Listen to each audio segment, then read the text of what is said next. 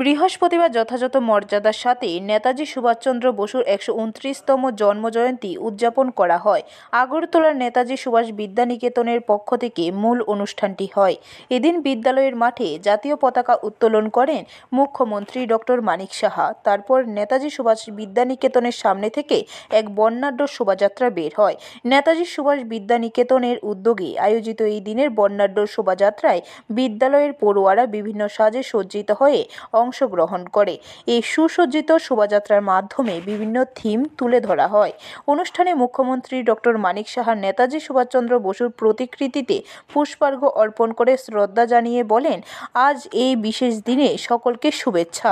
দেশ স্বাধীন করার জন্য যার নাম সর্বপ্রথমে নিতে হয় তিনি হলেন নেতাজি সুভাষচন্দ্র বসু। দেশ স্বাধীন করার জন্য তিনি ছিলেন একজন কিংবদন্তি নেতা। দেশ স্বাধীন করার জন্য এমন উজ্জ্বল চরিত্র খুব কম রয়েছেন এবং তিনি যেভাবে কাজ করে গেছেন তাতে বলা যায় দেশবাসীর অন্তরে তিনি একটি স্থান অধিকার করে রয়েছেন। ব্রিটিশরা বহুবার তাকে কারারুদ্ধ করেছিলেন, কিন্তু কোথাও তাকে আটকে রাখতে পারেনি। তার এই বীরগাথা সকলে অবগত রয়েছেন। নতুন প্রজন্মকে আরও বেশি অবগত করতে হবে। সুতরাং এই দিন নেতার সম্পর্কে যত বেশি অবগত হওয়া যাবে ততই দেশ এগিয়ে যাবে।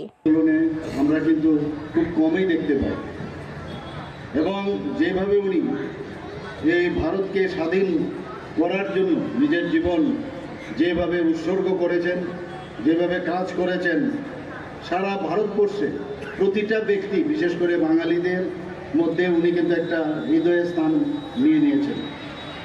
আমরা জানি যে সুভাষচন্দ্র বসু কংগ্রেস দল থেকে বেরিয়ে ফরওয়ার্ড ব্লক নামে একটি রাজনৈতিক দল প্রতিষ্ঠা করেছিলেন। উনি একমাত্র ব্যক্তি যিনি বলেছিলেন, দাবি করেছিলেন যে পূর্ণ স্বাধীনতা।